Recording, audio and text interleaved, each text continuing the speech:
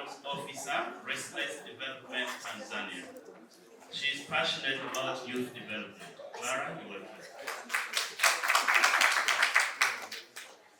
The next panelist is Caroline Kioko. Caroline is the Manager, Gender, Equity and Social Inclusion at Proticus Global. And our third panelist is Khalid Kumbuka. He is the Program Lead, Kukuza Uwezo Project, Global Giving.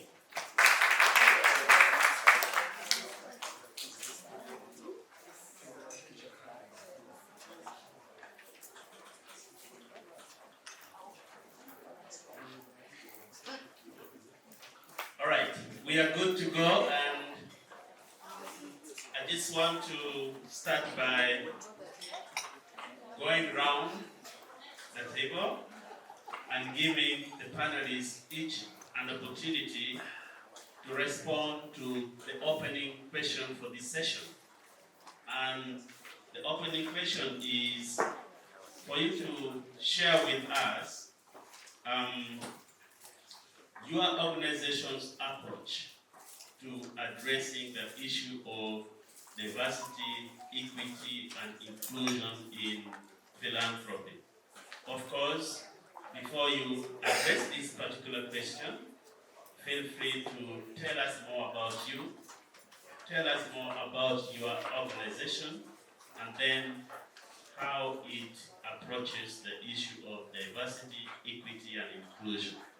Let me start with the person at the extreme left. Thank you.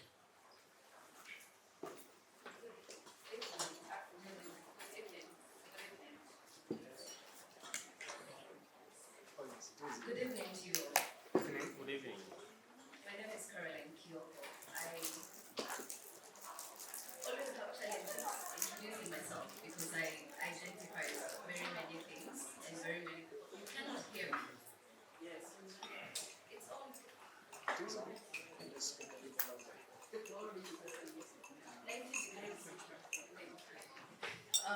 Can you hear me now? At the back? No, great, thank you. My name is Caroline Kioko. Like I was saying, I always have challenges when I'm told to introduce myself because I wear very many hats. And as of today, I will start by saying the introduction says right. I serve as the manager for Gender, Equity, Social Inclusion in Proticus Global. And I will explain my Proticus Global in a bit. But I also identify as a specialist or a practitioner actually in development and inclusion, which is what I've dedicated a lot of my time doing outside of when I'm being a lawyer doing human rights work. So most of the times I say I'm a dynamic human rights lawyer who works in development and inclusion. But I also moonlight sometimes as an academic, and I write a lot on inclusion and yes, and just leave it at inclusion and feminism most of the time. So maybe just as a shout out, I think that you all need to read the new book on inclusion in Kenya, from pre-colonial times to the current devolution tenor. It's very, very important and I think it's a highlight, so please do all read. Now further to that, I'll move on to introducing Proticus and why I call it Proticus. So Proticus began officially in 1995. It was an organization that was meant to coordinate the philanthropic activities of the Brandimar family, who were originally based in the Netherlands and were only the CNA retail shop, which is now a global retail shop. So literally what Proticus was doing is taking in the money that was channeled as philanthropic money from CNA and distributing it into different activities. Why this is important is because this began as a granting initiative where they were just given money. And since 1995, it has grown to be a global organization with 14 regional hubs across the globe and a footprint in 65 different countries, at least. So that I do not express that, at least 65 different countries. And the way of giving has tremendously changed from random giving to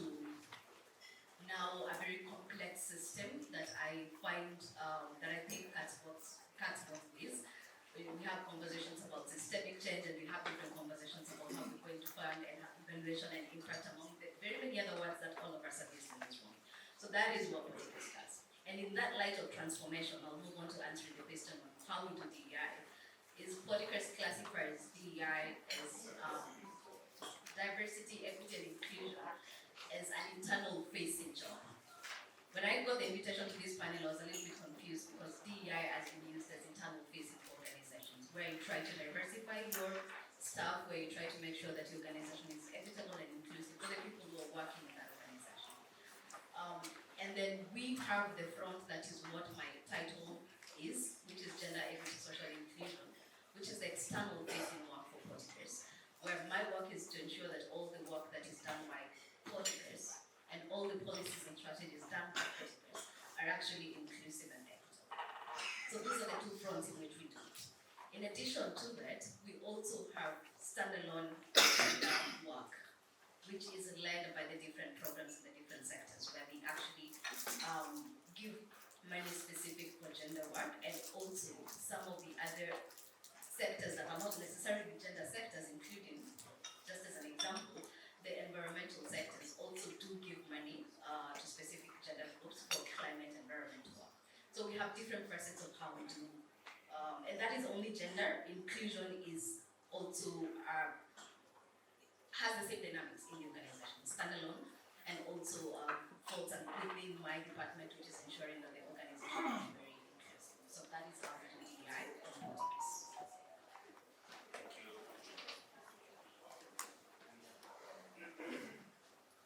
Yes, Clara, you can now proceed and tell us about you, about restless development, and how restless development approaches the issue of diversity, equity, and inclusion.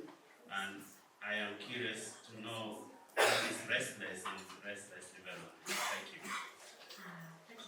Thank you, Mr. Chuma. And I'm thrilled to be around and share a little bit of what I do around DEI. My name is Clara Mchungus from Restless Development Tanzania. I'd love to share a little bit about what Restless is. So we operate in about 9 countries. So we are in Uganda, we are in Zimbabwe, Zambia, we're in Malawi, and again we are in Nepal, India, and US and UK. So it's an organization that we have about 10 years now since we started operating. And one take I want you to take today, when you hear about versus development, it's about youth. So it's young people versus development. And if you search for it, you always find out different initiatives, different things that we're doing around with young people. And when are we going to stop resting? We will not stop resting. For young people, we've decided that we will not stop resting. So for us, for restless development, young people, we have decided to believe in the power of young people. So we have a very good saying of youth power. Today we have heard of people's power, but for us it's youth power. So we have decided to trust in young people. We believe they have the skills.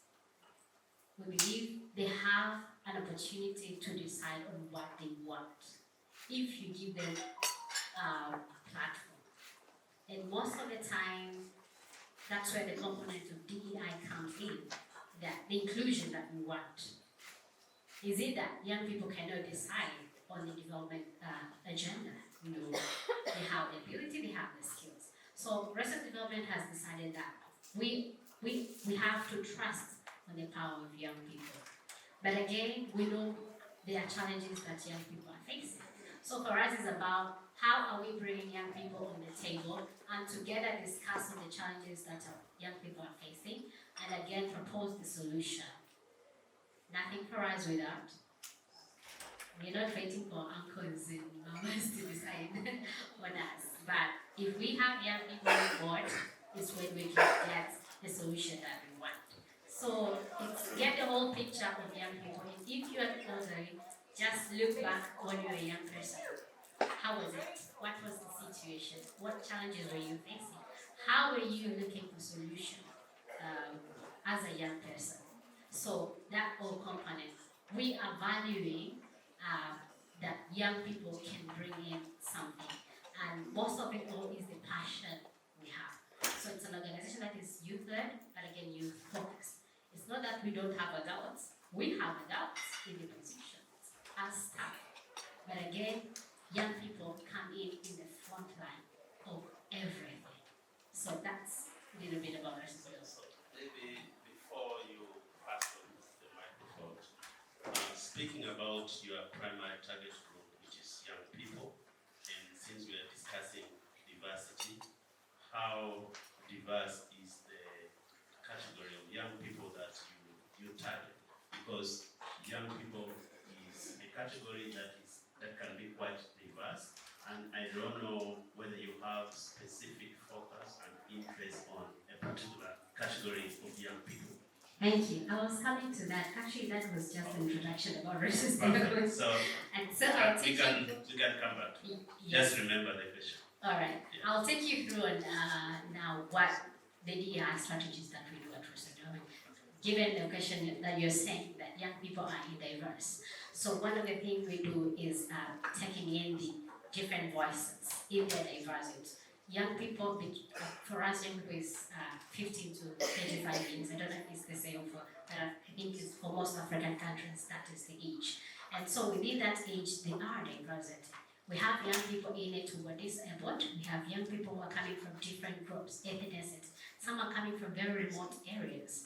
So how we do the programming within the organization is to make sure all these voices come in so that we develop programs that are very inclusive and touch the diversity that we have.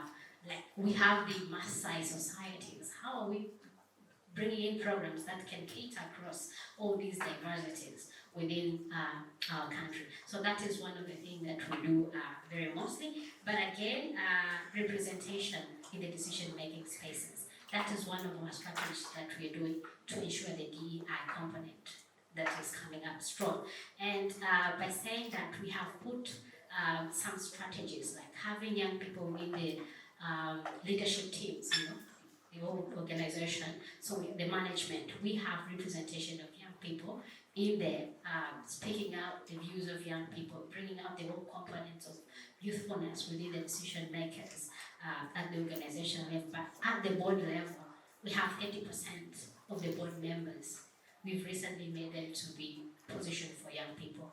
And so that is to bring in the diversity and making sure that we have the inclusion that we want, and not the matter of ticking the box. That we have male and female, the young people who are male and female, but all this diversity to make sure they're all part of it. Again, we do the capacity development. DEI is an approach, so we need to make people understand what is DEI. To some people, it can be a very new component, or someone may not take it into consideration just for one other reason. But again, we need to raise awareness. We need to make capacity development of staff, of the young people we're meeting, of partners that are coming across, to make sure all of them have this perspective that we want to ensure the diversity and make sure we develop programs that really address the inequalities that happen within our societies. But again, safe and inclusive spaces. We try as much to bring in safe and inclusive spaces for young people. By that, what do I mean? Like, we know young people do face a lot of challenges, issues of safety. So as we engage with young people, from their communities, they are prone to very different issues that can affect even their well-being, their contribution in the development sector. And for that reason, we've decided that we have to have safe spaces that are inclusive, to let young people be free to say and contribute on what we believe, or what they believe, without being prone that, can I face the manager and tell, hey, this is what I'm facing. I think so. We have spaces that are formal and informal. This is all to bring that feeling of belongingness and feeling that I can contribute to my views or anything that they think should be done. And that's the way of how we inform most of our programs at Resource Development. Safeguarding policies is a very key, such, and reporting mechanism that we put around issues of abuse. Young people are very prone to such environments. So how do we put mechanism to make sure that all these voices come in and they're able to report some of those issues, and they feel at home that, oh, this is a place for me as a young person. And last one is collaboration. I'll just share that we have heard so much about collaboration, and we cannot do it alone. We cannot do it as resource development. So there are so many other organizations that we work with, provided that we have so many programs. Others are organizations that work around women. Others are organizations that work with disability. And we take that as an opportunity to collaborate.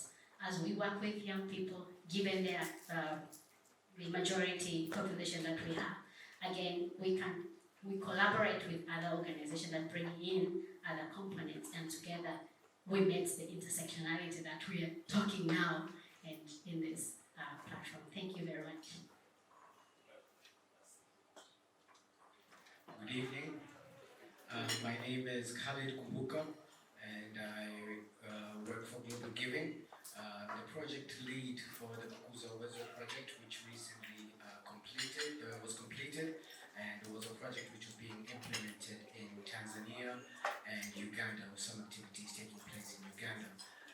Kukuza Wezo was a project which was implemented by multiple partners in both countries, and worked with what we term anchor partners, but also with community partners, so different levels of our partnerships. As for myself, I'm a project management professional, and I have multiple years of working within the disability space, so with Global Giving and with other organizations as well. Global Giving is a global platform for giving, as the name suggests, and connecting resources to thousands of community-led change makers in over 175 countries in the world. Right from the very start, the idea was that the platform would challenge the inequity which existed in funding flows, and create an opportunity for better and ensure diverse group of change makers can actually access these set of resources.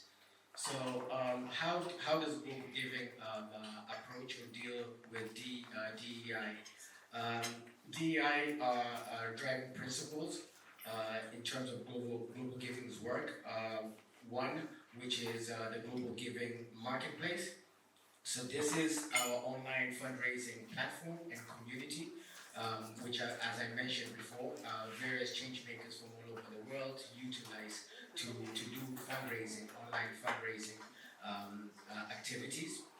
So this community, as I mentioned, as I said, we're working in 175 countries in the world. So as you can imagine, this is a very diverse audience, and we deal with all kinds of themes in terms of funding. So we fund all types of organizations, and all types of organizations use our platform. So again, this speaks to a lot of the diversity which we engage in terms of this platform. Additionally, we also have something called the Hope and Crisis Fund. So this is essentially a fund which Global Giving has, which addresses global disasters. So again, because it's about the global nature of it, it speaks to a lot of wide-ranging communities which we're working with. Additionally, the third part in which Global Giving works in terms of DEI is grants, so grant making. Today, I'll be referring a lot to the Kukuza Uwezo project, which, as I mentioned, I was the program lead. So we worked in the disability sector in Tanzania and Uganda, and I'll speak more and give examples from this project with regards to DEI. And the Kukuza Uwezo project is actually part of the third strand of Global Giving's work, which is grant making. As we evolved as an organization, we looked at a lot of different ways, and this has included like developing core programming and using grant making and support to address DEI. One relevant example, as I touched on, is the Kukuza Uwezo project, which is a capacity strengthening project working with organizations of people with disabilities here in Zanzibar, in the mainland of Tanzania, and in some areas of Uganda. We also had partners who worked in rural spaces with community groups and organizations of people with disabilities in those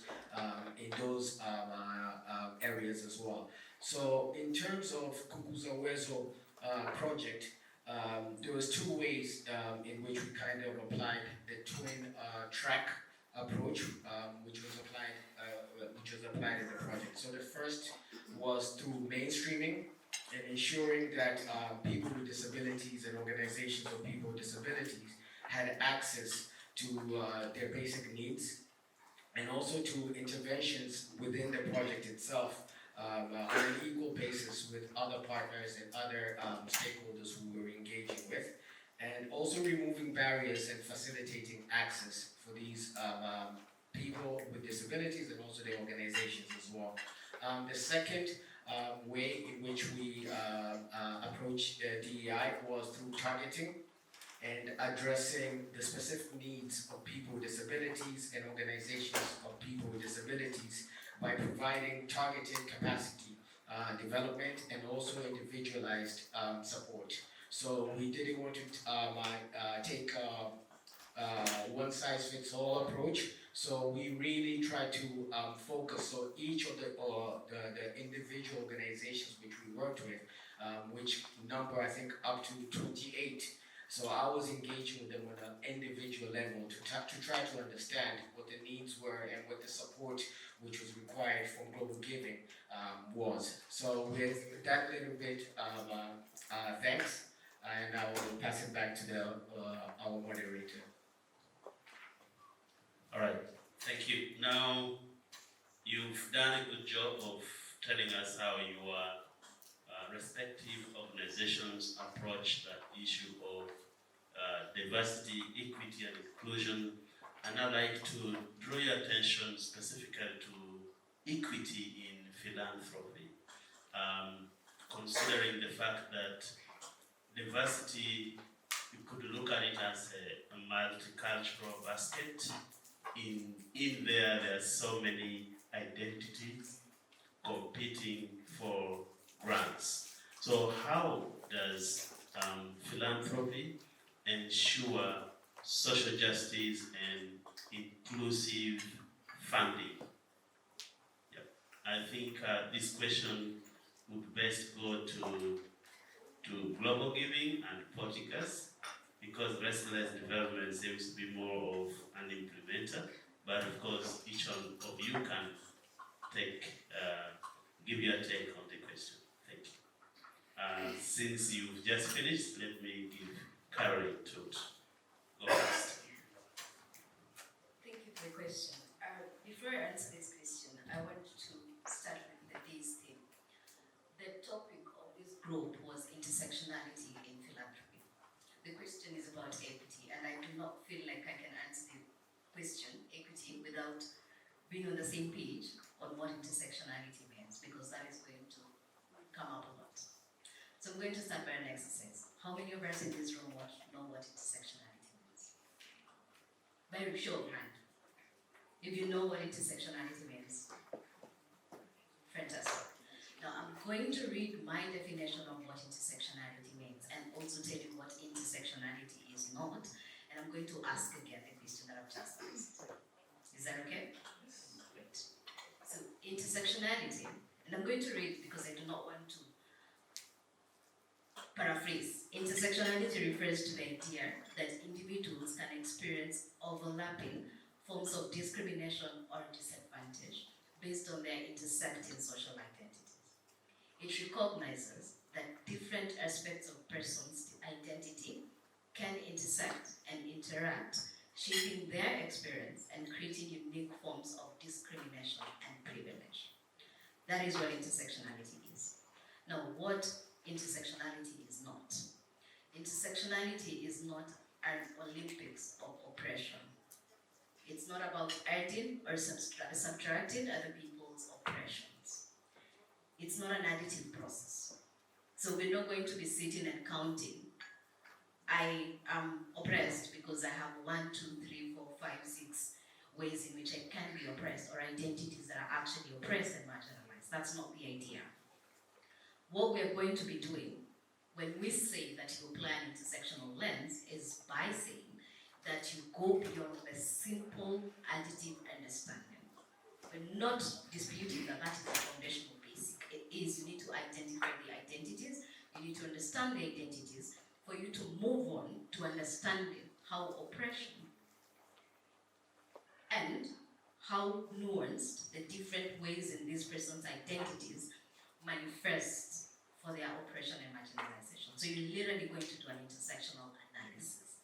That is what we're talking about. That is when you can say, when you understand the analysis, when you can say that I've actually applied an intersectional lens by understanding the identities, by knowing the identities and understanding how they actually multiply and how they manifest themselves in the different structures of oppression and structures of power. Back to my question.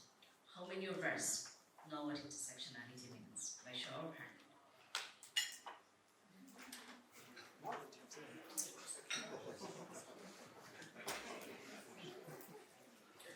I shall not comment, but I shall let you look at the room, okay? So, as politicers, how do we ensure that our funding structures are equitable? Also, to start with a disclaimer, that politicers, like I said, is a growing organization, has been growing for a very long time, and it's very agile and respects the need for growth, because the environment we work in, which is social and environmental sector, is very dynamic. So for a very long time, we've been trying to learn what it means to be equitable. We still are learning. My position is as current as last year, August. That is the first time that the foundation thought there is need for somebody specifically to actually ensure that the organization is inclusive and equitable. So what we are doing at the current moment is, because, look, I just said it's 14 regions and 65 countries, so it's quite huge. And the capacity is not matching up to the number of offices that we have. So the best way to do it for me was to start from a systemic lens. I'm not quite sure whether any one of you already had this, but there's the FSG's method of system of change, which is the use of water of system change. What FSG does is categorizes the different areas of change, and one of it is structural change, relational change, and transformational change. So I apply the same logic because it can be internal and external facing. So for particles, we are applying the same logic by saying, what is structural change? That is the very explicit change, and that includes policies, practices, and resource flow. That is what everybody knows. When you talk about system change, most people refer to policies, resource flow, and practices. And then there's a semi-explicit level, which is a relational level, which looks at power dynamics and looks at relationships and connections. And then there's the last bit of it, which barely people touch, and particularly funders and philanthropy, which is the transformational change, which looks at mental models. Mental models are literally the intangibles, the attitudes, the norms, the things that people do day to day that always lead to discrimination and marginalization. So the idea of FSG in this model is that there's none that stands alone. There's not at any point that you'll be asking somebody to please look at the mental models or look at the power dynamics and look at the structural change for you to be able to look at one thing for you to be able to create change. It doesn't work like that. The 6 conditions of change have to work together. So at Portuguese, we started by saying we're going to start internally. What are our policies? How are our policies equitable? How are our practices equitable and inclusive? Are they really? Do even the people who are doing the work understand what equitable and inclusive are? actually wins.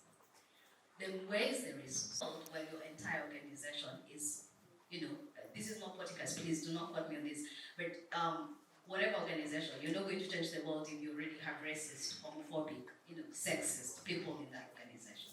You change the people first for them to be able to trickle that effect. So that is what Portugal started doing on equitable funding.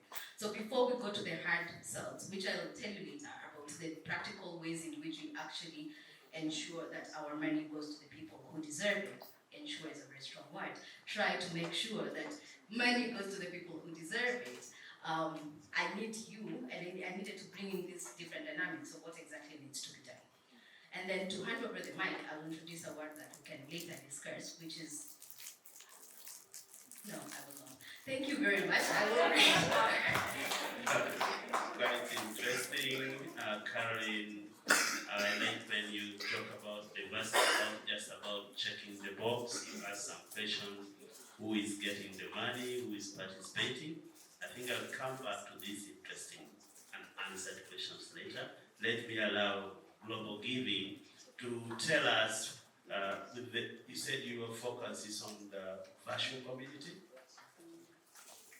Yes, it's an online. So tell us about equity and inclusive funding with a virtual community perspective. Certainly. So as the question you asked states, diversity is heterogeneous and intersectoral. This means that philanthropy's response also needs to be heterogeneous. One size does not fit all, as I said a bit earlier. Policies, processes, systems need to lean into the concept of flexibility and responsiveness. So as global giving, this shows up in different ways in our service delivery, and I'll give a few examples.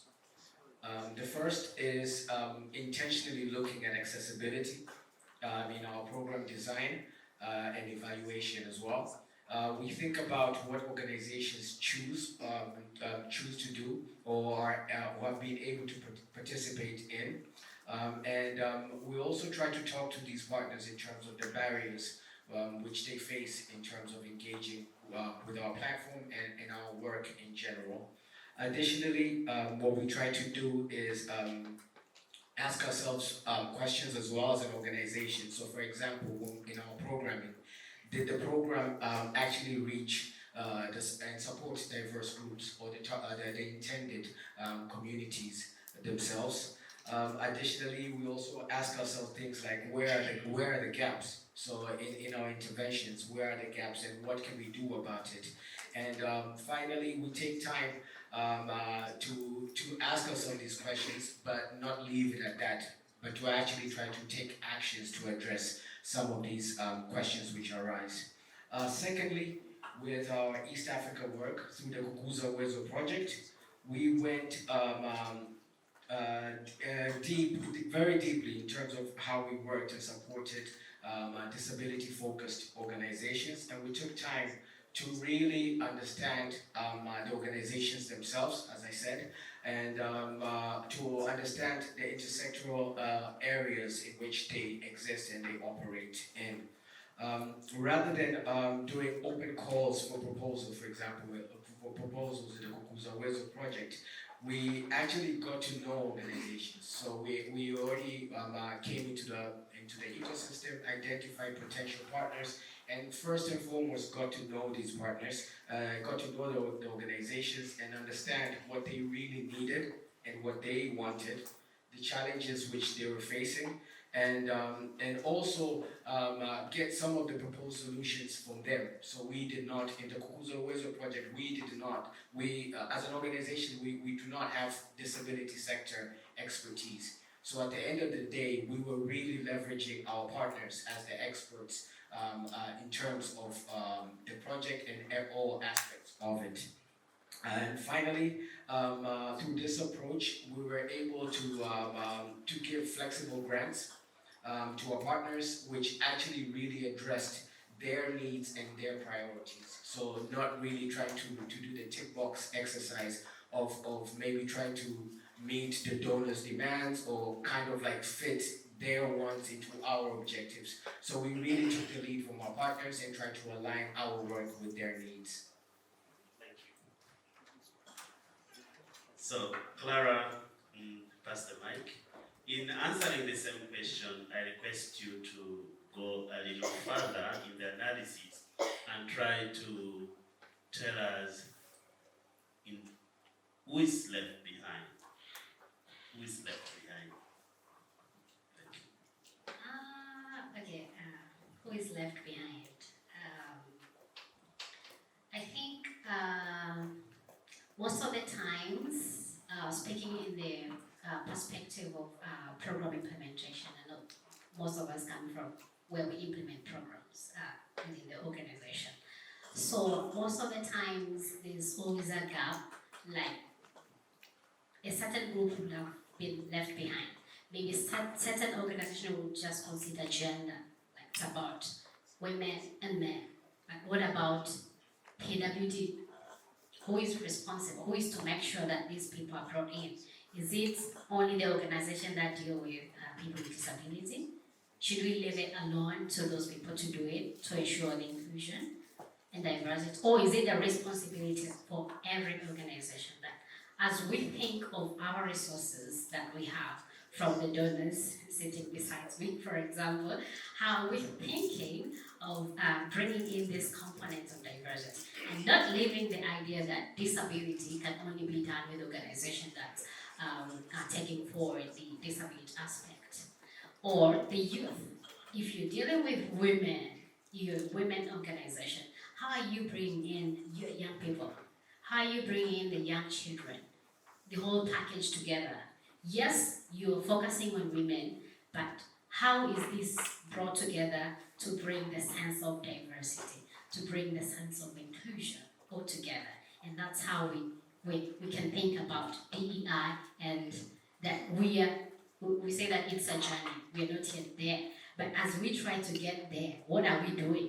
What are the approaches that we're bringing forward to make sure as we do everything, this is our thinking?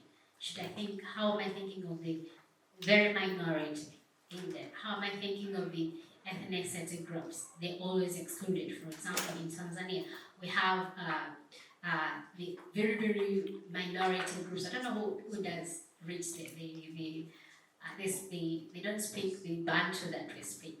Who can spot some of those societies I'm speaking about?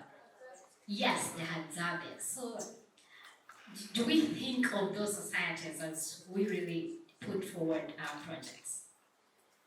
So these are the things that we should always think of in ensuring that we fill in that gap that is existing today. Yeah. So it's not only about women and men. Yes, at least we're there. But how about the rest of the group, right? Yeah. So I'll leave it there. So I will ask one question and then turn to the audience to ask you any questions and then come back to you after that. So I want to zoom into disability as a category of diversity, which is multiply disadvantaged, which is inherently diverse, and wondering what is the position of disability as a category of diversity in philanthropy and grant giving. Yes. Global giving can start. Thank you. I think, again, I'll speak with reference to the Kukuza Uwezo project, where we really sought to address things by working with a very wide variety of partners and stakeholders, each with individual, their own areas of expertise and focus areas.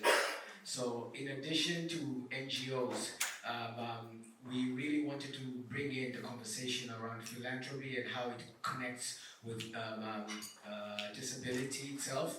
So in order to do this, one of our anchor partners in the project was actually our host, East Africa Philanthropy Network. So they were with us in the project for 3 years, and there was a specific reason why they were identified as a good partner for this disability-focused project. We really thought that it was important to engage with EAPN in the project because they were able to bring this conversation or discussions around disability into spaces where our other partners perhaps couldn't do so, especially with respects to philanthropy. As we all know, EAPN is a member organization, and it has a variety of philanthropic actors who are members within it. So we thought it was crucial to engage with them.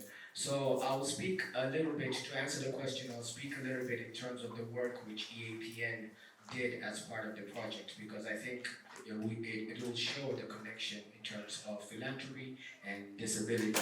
So in the 3 years of the project, EAPN undertook a number of activities which aimed to position disability inclusion within the philanthropic space. So I'll give a few examples of these activities which they did over 3 years. So, and they fall under 3 areas. So the first was in knowledge generation.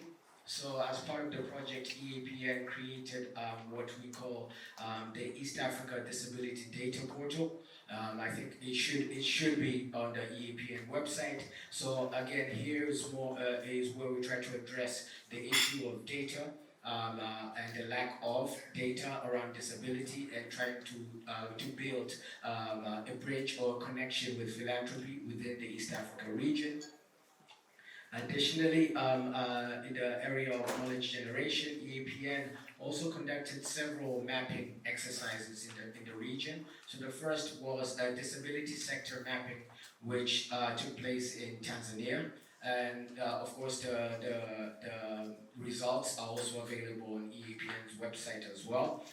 Furthermore, EAPN conducted a mapping of the funding landscape in Uganda, also available on the website, and there was also a series of disability knowledge pieces. The second category was through multi-stakeholder platforms. So over the course of 3 years, EAPN hosted a multitude of meetings which brought together a variety of different stakeholders. So disability sector stakeholders, representatives from governments, and also from the philanthropic space, as I mentioned. So a few examples of these are the funders and stakeholders roundtable sessions, which took place on a quarterly basis in Tanzania and Uganda. Additionally, there were disability funder working groups in Tanzania. And finally, there were national disability convenings conducted in both Uganda and Tanzania as well. Finally, the final group of activities which EAPN undertook in terms of trying to bridge disability and philanthropy was to seek to increase and create partnerships between disability-focused organizations or organizations of people with disability with other key stakeholders. So I've already mentioned governments. We also engage, or EAPN rather, engage private sector in both Tanzania and Uganda. So here, the Tanzania Private Sector Foundation, the Confederation of Tanzanian Industries, and also the Private Sector Foundation in Uganda. Thank you. Can you pass the mic to, maybe you can focus from a programming perspective, how you ensure inclusion and equity of the different diverse groups. All right, thank you. So I'll just share a little bit how we can ensure DEI in programming. And I'll just look at like 5 steps we have around. And I would love to share a little bit on the needs assessment. If you look at this angle, the needs assessment, why should we have the DEI? Why should we apply the DEI approach? This is to make sure all voices are counted in. So as we think of our programs, when you bring in these voices, it means you reach out to different communities. You'll hear out what women have to say, what men have to say, what people with disabilities have to say, and then they'll help you in the next process, which is designing your project. And so you will know, like, is this what people need? If it's young people, what are the voices for different young people? Is this what they need? I can give you an example. We had a program which we were reaching out to young people, doing the capacity building around to make sure they have the confidence to speak up their voices, to bring up the relationship between young people and the local government leaders. But again, we were conducting these sessions by bringing in young men and women together and sit and do the training. So in one of the coastal region, so we're applying this across different regions, like 18 regions, but we are not getting the results in some of the regions. So like the sessions that brought the young people together was not working, and we had to sit back and say, hey, why is this approach not working in Kibaha? If for those coming from Tanzania, they will know the coastal region. So in some of the coastal regions it was not working, but in some of the regions it was working. It was okay just to bring young men and women together. And so we had to think, okay, what is the problem here? We really want them to get the skills we want, but the turnout, you see, you find you have more young men compared to young women. And so we had to sit and ask ourselves, what is the problem? And we had to reach out to young people. How do you want these sessions to go about? And they had to speak up their views. And one of the comments that came up is the cultures that we have. Like if you go to the coastal region, you don't find men sitting together with women. You want to take that knowledge to them, but you have to consider their cultures. What do their cultures say? If you want to bring in your way, it won't work. That's what we fixed. And we had to sit behind and see how we are going to do these trainings. And when we started doing sessions with men and sessions with young women, we got up the turnout and we got the result that we wanted. Until when they got to understand that there's no problem with these people sitting together, but it takes time. It's not a one-year journey. It's a journey transforming the cultures. But at the moment where you want to get the results, it means you have to go by their system and see how it is conducive for them, and you get what you want, you deliver the results, and they also get the knowledge that you want. So the needs assessment, all that will help you to understand within the component of diversity, considering the cultures, the ethnicity that we come from. So that's one I wanted to speak about. But the second step on the program design. So when we ensure the DEI, it means we'll have programs that really touch the community. We'll come up with approaches that really reflect the communities and not dictating, because we most of the time have attendance where it's the program manager, it's the program officers sitting and thinking, we want to do a program, we want to go to young people, we want to make them, we want to place young people in a certain position so that they can do 1, 2, 3, advocate for 1, 2, 3. Is that what they want? So approaches that you want to use, are they informed by the people that you want to reach out? Or they're just informed by few people who have sat and thought of a program and they want to implement? We'll keep failing. But if we do the DEI, you get the knowledge. Trust me, it's not about the degrees we have sometimes. It's not about the masters we have, but the experiences that we get from the communities, right? Yeah, time. All right, and again, it goes to all the way to the implementation. If we do this right, the staffing, the environments that we do our program, how do they ensure DEI? How do you think of people with disability coming in sessions like this? You want to do a training. How do you ensure the whole component of DEI, different groups coming in and giving in the ideas? Again, monitoring and evaluation. This is very important because it will help you to be able to evaluate yourself. Where are you with the DEI? the tools we do on the monitoring and evaluation, do we have the component on DEI so that we may be able to grasp these issues that come along on the analysis process, tracking progress, how are we doing with DEI? So it is very important when it comes to programming. And two more points is the learning and adaptation. How are we learning and adapting? Yeah? When we partner, when we come along like this, we get to learn different things. And how are we adapting to the lessons that we get from platforms such as this to go back and implement in our programs.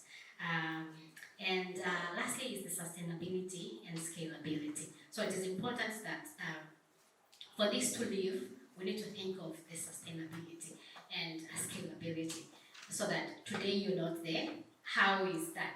How are you living it to the community to, as even they do their stuff, how do they think of coming in together and bringing in the component of differences that they have within their communities and doing their capacity building with the communities, doing the awareness. All this is to make sure there's sustainability within the communities that we work in, and most of it all is building the partnership that we want to see. Thank you very much.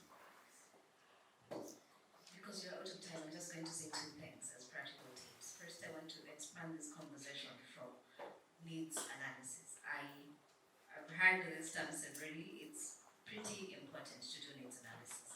But for particulars, we have moved from needs analysis to what we call adjacency analysis. Adjacency is gender equity, social inclusion. Needs analysis assumes that you know whose needs you're going to be asking for. The thing about inclusion is that you do not know who you need to include until you ask them. You actually ask the communities you serve who exactly are excluded and marginalized. So one of the things that we do with the programming team is, could you do an analysis? An analysis means context analysis. What is the context you're working in? Could you then do a stakeholder analysis? Who are the people who are going to benefit from your programming, if at all you do it? Then from that, could you disaggregate your data? Who exactly is excluded? Is it racial exclusion? Is it disability exclusion? Is it gender inclusion, youth inclusion? Exactly what is it based on the context that you're in? And how does exclusion look like in that particular context? Because race as an exclusionary category is not the same across the board. So how does that look like in your context? After you do that analysis, then you can identify based on order of priority and of course capacity and resources, who exactly needs to be prioritized and who the program needs to look at first before you start doing a spread out program. So that is the first step for politics. We are getting to a stage, we're not there yet, but we're getting to a stage where we cannot do any programming if we cannot do an analysis. That is where we're at. Then the second thing is when you do that analysis, how do you use the data? Because it's not about, having it sit somewhere for people to read. That's not the purpose. How do you use that data? By developing programs that are culturally competent.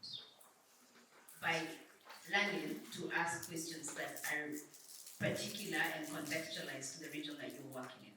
If you're going to launch grants right after that, because you did the program, you asked people what they wanted to do, and you knew the people who want to be in this program, then how do you launch the program? Then from that, you definitely know what language to use in your grant applications. Because English is not a standard language. I do not know how many times and how many people need to hear this, but it is not a standard language. What language do you need to use? And if you, the donor, because you have the power, we had conversations about power, feel that English is what you need to read your documents in, then how do you get to hire a translator to be the buffer between you and the community? Because you cannot transfer that part into the community. Secondly, how do you need to have these grant applications in Braille? Do you not need to have them in Braille? Braille is just one example. Do you need to ensure that your grant applications cater for neurodiverse people? Or how does that have to work? This is the culturally sensitive programming that we're talking about. And exactly what documents do you ask? Based on that, we also moved the conversation further to our learning and monitoring evaluations. Politicals has completely moved away from asking people to write reports. phased out. We're not there yet, but we are completely, in 1 year, we're going to not ask people to write reports. Interesting. What we do is learning conversations. Politicers is the organization that needs to know. The people who are doing the work already know what they're doing. They do not need to write a report for them to know. So politicers bears the burden of going to them and asking them what they learned, scheduling a meeting to them on their convenience, asking them what they learned, and politicers documents based on that conversation, based on the criteria it needs to take. So we're not going to give you a document that says what was your sustainability plan looking like. We're not doing those things anymore.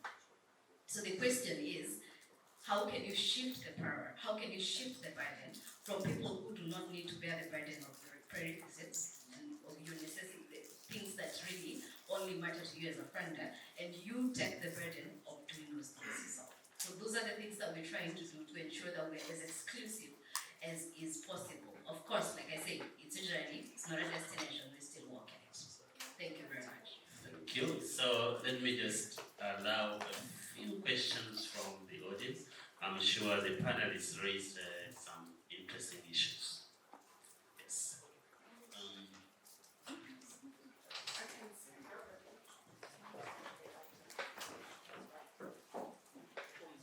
Hello again, my name is Chinwe Effiong from Global Giving. I'm asking this question to Carolyn and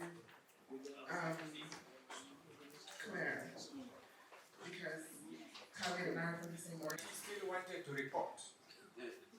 So how do you also deconstruct the already ingrained, normative framing of reports as it is, from those who are on the receiving side to catch up with the new model, and then as we also speak still on reporting. It may serve your interest in terms of giving more leeway, but for documentation, do the organizations also need a report for posterity, for references that may not necessarily serve your interest, but to serve their own interests when you look at future reference or longevity as successions come and go. So that is one. And then to Khalid on disability, because is mental health also a part of disability? Because the disability being looked at from a physical perspective, physical disability can be limited. And I also heard someone say that all of us have disabilities. It is only that some are amplified through, let's say, physical forms. So how do you look at the soft side of disability, or those that are not palpable, apparent, for lack of a better one? Thank you. Could you pass it to the person next to you? No.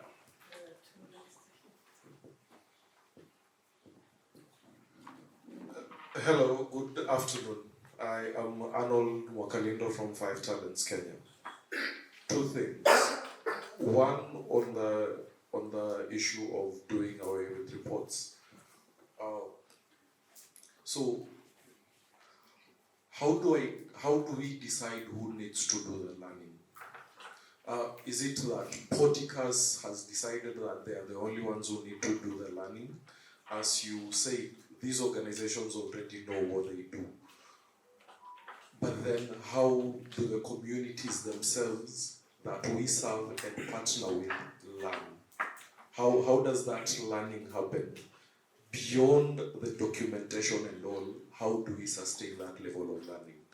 And two, on the issue of organization-centric inclusion, how we put the spotlight on specific organizations to ensure that they are inclusive in their services, in their products, in their programs.